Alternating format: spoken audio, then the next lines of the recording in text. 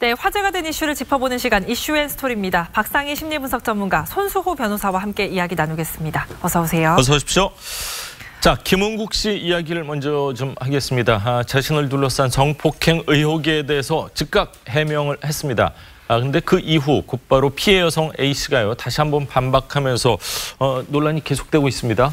그러니까 이건 이 사건이야말로 진짜 실체적 진실이 뭔지 사람들이 의아해하고 물음표를 갖는 현재는 그런 상황입니다. 예. 어제도 저희가 좀 전해드렸었습니다만 처음에는 이제 그 피해 여성이라고 주장하는 저 여성분의 주장은 그 한 언론에서 직접 인터뷰로 보도했지만 억지로 술을 먹였고 정신을 잃었고 일어났더니 저렇게 옷을 입지 않은 채로 누워 있었다. 예. 그렇기 때문에 본인이 의식을 잃은 채로 일종의 성폭행을 당한 그런 취지의 이야기를 했어요. 예. 그다음에 또 한 번 그런 일이 있었다는 얘기도 했고, 그래서 문제도 제기했더니 김은국 씨 쪽에서는 뭐 잘 지내자, 서로 좋아서 한 거 아니냐 이렇게 얘기했다는 건데, 여기에 대해서 김은국 씨 쪽에서 네. 그 소속사를 통해서 절대 100% 아니다.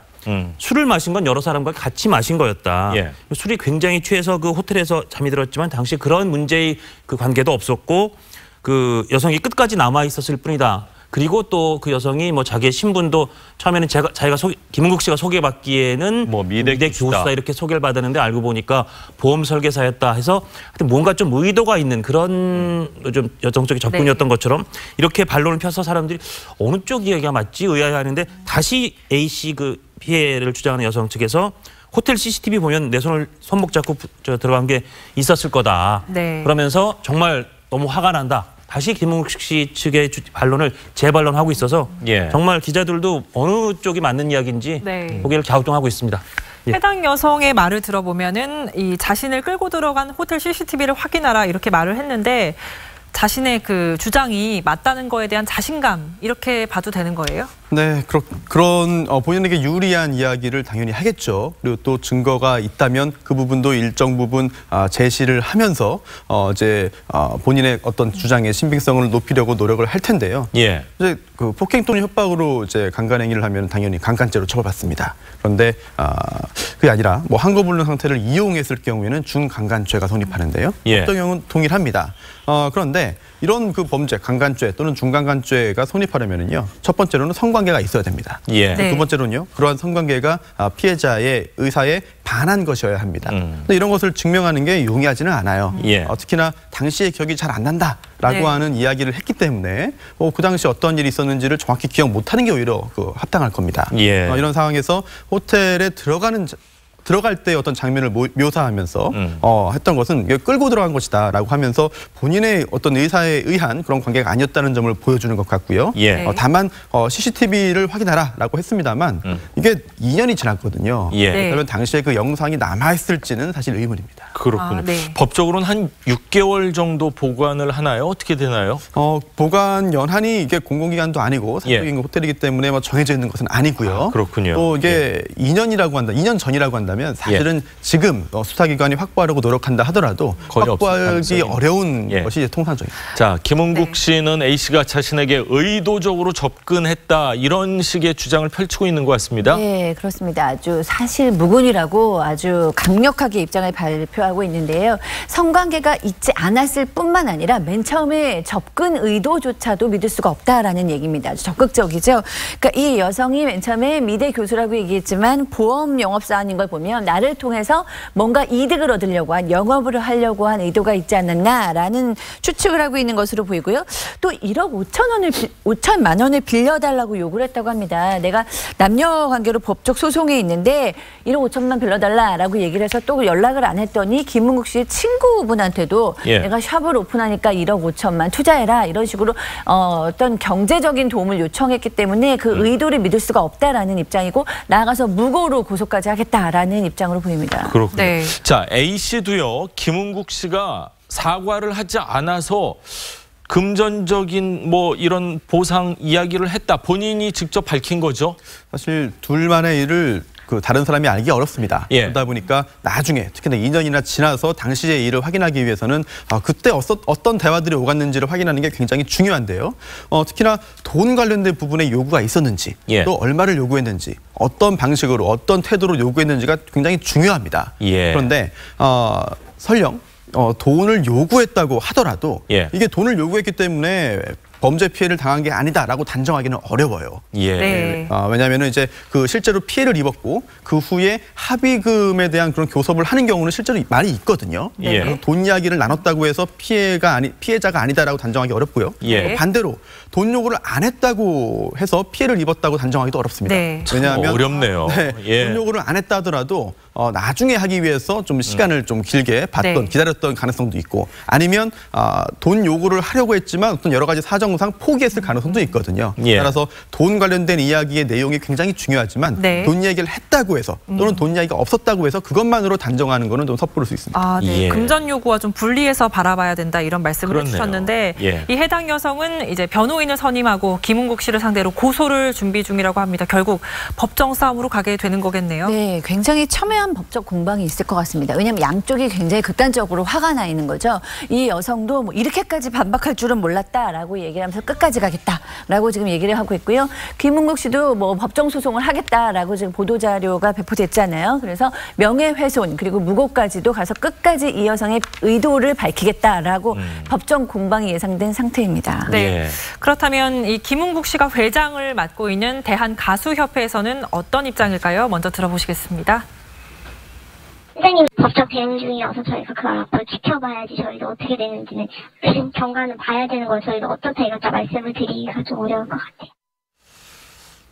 자, 김은국 씨 관련 사건은 과연 어떻게 진척이 될지 계속해서 지켜보도록 하고요. 자, 미투 운동이 사회적 화두인 이때 법원 내부 게시판에요. 여성 판사들을 대상으로 이 소설 형식의 성희롱 글이 올라와 논란이 되고 있는데 저도 사실 이 기사 보고 깜짝 놀랐습니다. 그러니까 오늘 아침에 조선일보에 박스 기사로 실렸는데 예. 좀 충격적입니다. 내용 자체가. 네. 일단 이 이야기를 쓴 분이 대전지법 소속의 5급 사무관이면 법원에서 5급 사무관이면 일반 행정직 중에서 꽤 고위 공무원입니다. 그럼요. 예. 그리고 이 글을 올린 곳이 이제 코트넷의 문예마당인데 예. 네. 물론 판사나 법원 직원들이 사실은 수필이나 소설 형식의 조금 자유로운 형식의 글을 올리는 곳이긴 합니다. 그러나 그 내용이 이연아 판사라는 가상인물을 등장시켜서 예. 이연아 판사를 꼬셔서 모텔방에서 낮부터 밤까지 뭐 관계를 갖고 싶다 뭐 이런 이야기를 예. 쓰고 또 여성을 잘 욕하는 선배, 나 동료를 그 예를 들면서 배워야 된다. 예. 이런 이야기들 뭐 그다음에 이제 방송에서 하기 어려운 조금 더 좀 더 나간 그런 이야기들이 쭉 거기 나옵니다. 마치 남녀 관계를 뷔페에 가서 배가 부르도록 접시를 뭐 채운다 이런 데 비유하는 얘기도 나오고 해서 예. 일단 이걸 본 여성 판사들이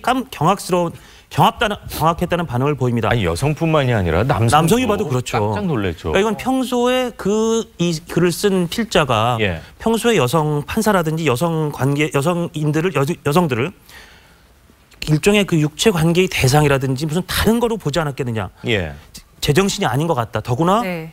이런 사람과 함께 근무한다는 것이 정말 소름 끼친다. 이런 반응이 나오고 있는데 네. 물론 이제 본인의 반론은 단순한 습작이었다. 현실하고 관계없다는 건데 하나 보태면 이게 왜냐하면 법원 이 직원들의 일탈이 이번이 처음이 아니기 때문에 좀 네. 충격적입니다. 얼마 전에 이재용 삼성전자 부회장 집행유예 풀어준 판사를 향해서 석궁으로 쏘고 싶다. 예. 이런 이야기도 법원 직원이 이 내부 게시망에 올린 적이 있습니다. 법원 내부 게시망이면 사실 법원 내부 사람들만 볼 수 있는 거 아니에요? 그리고 원래는 어느 그렇죠. 정도 이제 그러나 예. 그 법원 직원이나 사람들이 굉장히 많기 때문에 예. 사실상 일반에게 공개될 수 있다는 거를 가상하고 더군다나 예. 법원 직원들은 네. 법률적 지식이 굉장히 많기 때문에 예. 이 정도면 내가 준 공개라는 걸 감안하고 썼다. 예. 이렇게 봐도 과언이 아닐 것 같습니다.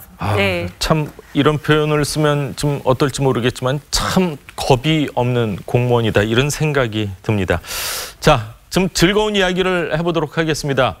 대한민국 테니스 간판 스타죠. 정현 선수가요. 오늘 오전 11시 테니스 황제 페더러와 경기를 앞두고 있습니다.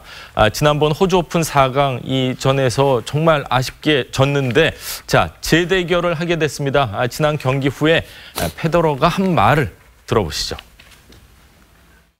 I think he's going to achieve that. We're going to see much more of him. Top 10 for sure. The rest we'll see.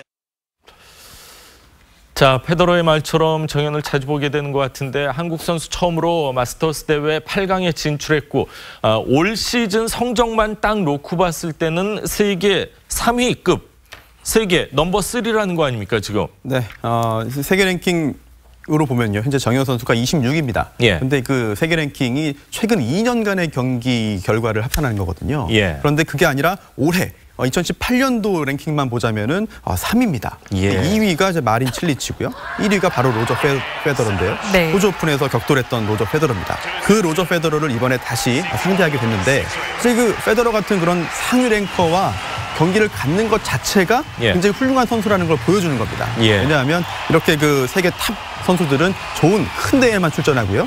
또 큰 대회에서도 부전승 등등으로 이제 그 이미 진출해 있기 때문에 이제 성적이 좋아야만 대결할 수 있는 것인데 사실 ATP 투어에는 그 급이 있어요. 네. 1000 시리즈, 뭐 500 시리즈, 250 시리즈가 있는데 이번 대회가 1000 시리즈입니다. 즉 굉장히 큰 대회거든요. 예. 이렇게 큰 대회의 8강에서 그것도 페더러를 다시 한번 만났다라고 네. 하는 것 자체가 정연 선수의 현재 성적이 좋고 네. 현재 굉장히 성과를 많이 내고 있다는 점을 보여주는 것이죠. 네, 지난번에는 사실 페더러와의 경기가 있었는데 그때 부상으로 인해서 맞습니다. 기권에서 참 안타까웠었는데요. 그때 정연 선수가 어떤 말을 했는지 들어보시겠습니다. 페더러 선수랑 하기 직전에도 진통제를 맞고 최대한 아프다는 걸 잊고 시합에 임하려고 했지만 뭐 더 이상 진통제 효과를 볼 수 없어서 뭐 그렇게 힘든 결정을 내렸던 것 같고요. 물집으로 인해서 더 이상 경기를 포기하는 일은 없도록 저가 더 노력하고 관리해야 될 것 같고 그래서 결과로 보답드려야 될 것 같아요. 네. 네, 경기를 포기하는 일 없이 노력하겠다 이렇게 말을 했는데요. 예. 다시 드디어 2달 만에 재대결을 하게 됐습니다. 페더러도 이 정연과의 재대결 많이 기대를 하고 있을 것 같은데요. 네, 그렇습니다. 굉장히 빠른 회복을 보였다. 49일 만에 이렇게 빠른 회복을 보여서 다시 경기하게 돼서 굉장히 기대가 된다라고 얘기를 하고 있고요. 아까 영상에서도 나왔듯이 페더러 선수 역시도 정연 선수 굉장히 높게 평가하고 있습니다. 사실 세계 1위의 위험을 자랑하는 선수가 저 선수는 곧 세계 랭킹 10위 안에 들 것이다 라고 예. 얘기하는 게 쉬운 얘기는 아니잖아요. 예. 그렇게 평가하고 있고 또 굉장히 정연 선수는 잠재력이 있다. 그러니까 잠재력이 폭발되기 때문에 더 훌륭한 선수가 될 것이다.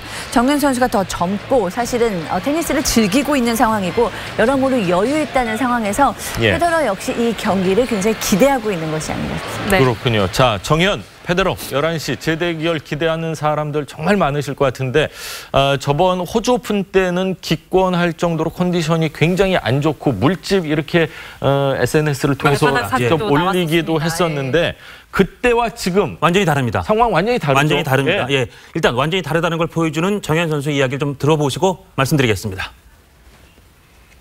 I'm just really happy to make first quarterfinal and I'm just trying to 100% my tennis.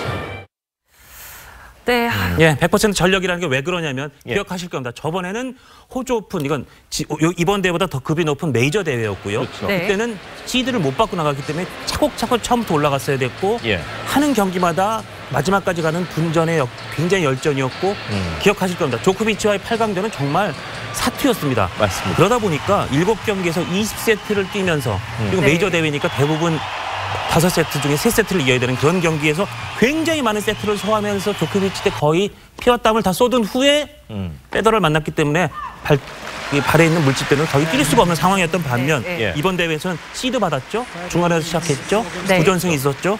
그러다 보니 지금 한 3경기에서 7세트 아주 컨디션이 팔팔합니다. 이번에는 저번처럼 페더러가 그렇게 쉽사리 예. 정연 선수를 꺾지 어려울 것으로 보입니다. 예. 네. 자, 불과 이제 몇 시간 남지 않았습니다. 11시에 정연 선수 테니스는 정연이고 저는 유정연인데 잘해줬으면 하는 네. 바람입니다. 자, 정연 선수 화이팅입니다. 자, 두 분 말씀 여기까지 듣겠습니다. 감사합니다. 고맙습니다.